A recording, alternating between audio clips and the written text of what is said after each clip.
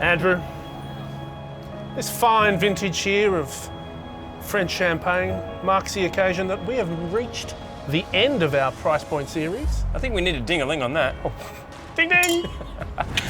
It's 20,000 and above, Felix. Where are we going to start? What do I hear from you? What do we have? Well, you've been going on all year about your listener din. Of course I have. They're taking watchmaking on and I love it. They're bringing enamel dials to a lower price point and now they're bringing a tourbillon to a lower price point with all of the finishings and all of the nuance that you want from a high-end watch brand. Yeah. The other really good thing about your listener din is they're all in-house. They make it all. Like down to the silicon hairsprings. Yeah. They don't just sort of outsource the tourbillon production to, the blokes down the road. Yeah. They are they've got it all. They do it in-house. So, I mean, with the Marine, it's really classic styling. It's a classic tourbillon. Yeah. It's still got a bit of, your listener din character in the case. But really, for me, it's nautical.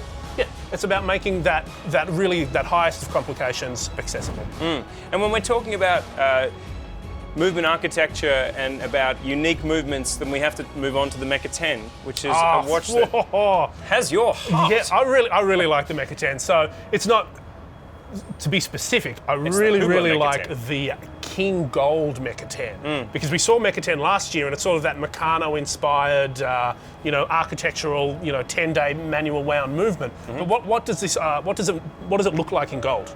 It takes it to another level, and it also reduces some of that utilitarian feel for me. It takes it luxe. No, and for me, I think the thing that really stands out though is you can see right into the movement. Like there's nowhere to hide. Like this thing under the lights. It's all light. Like there's no shadow. It's its own light box. I think someone came up with that during the year. That was me. That was actually a beautiful statement, Felix. One of many. No, really. And you want that from a watch at this price point. You want to be able to say to people, "Hey, come and look at this," and then angle it this way and shine your light in that direction. You'll see, different elements. You see that skeletonized date wheel. You see so much in this watch. It's fantastic. A stunner. It's a stone cold stunner. And what's next, Andrew? It's a mouthful. The Breguet Marine Equation Marchand 5887. Oh, what a watch. This was one that I saw in the fading days of Basel, and it really, for me, crystallized what Breguet is all about. Like they do classic watchmaking, sure, but they also do some ridiculously high-end stuff. So this watch, there's a tourbillon, there's a perpetual calendar, and there's also an equation of time, and I think there's something about, is it linear representation? No, it's not. The best thing about this watch is that it's represented, this civil time and true time, represented in a minute hand on the dial at the same time. There's a one with the little sun on it. One with the anchor, one with one with this bad guy on it. No, it is so clever, and never have I seen the equation of time complication represented in such a cool, such a sort of visibly interesting way. Instead of having that linear representation, that little plus 15, minus 15 little really gauge. Help you.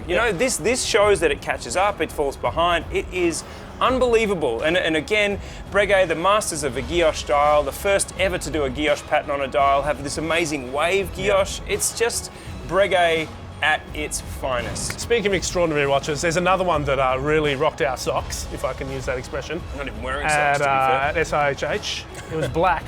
Yes. It was ceramic. Oh, God.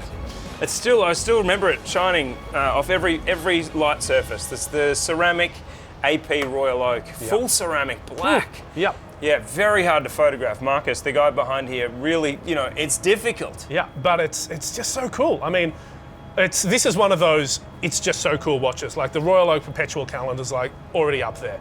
You add black ceramic into that equation Sexy. and done. You don't need to do anything else. And Felix, finally, the last watch on the last list, who could it be now? Has to be Lange. Has to be. I mean, these German guys, they just do.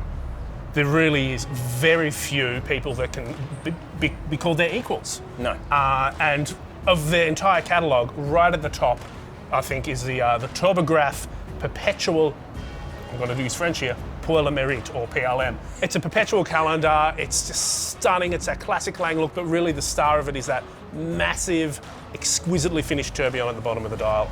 I think it's an appropriate place to end. What more can we say? No, we're at the top of the mountain, and we're at the end of our list, and that means that, Felix, we can go and enjoy summer now with a clean conscience and a to-do list that has been ticked the hell off. Well done.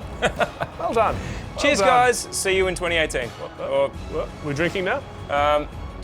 Cheers, guys. Are we going to say cheers, guys?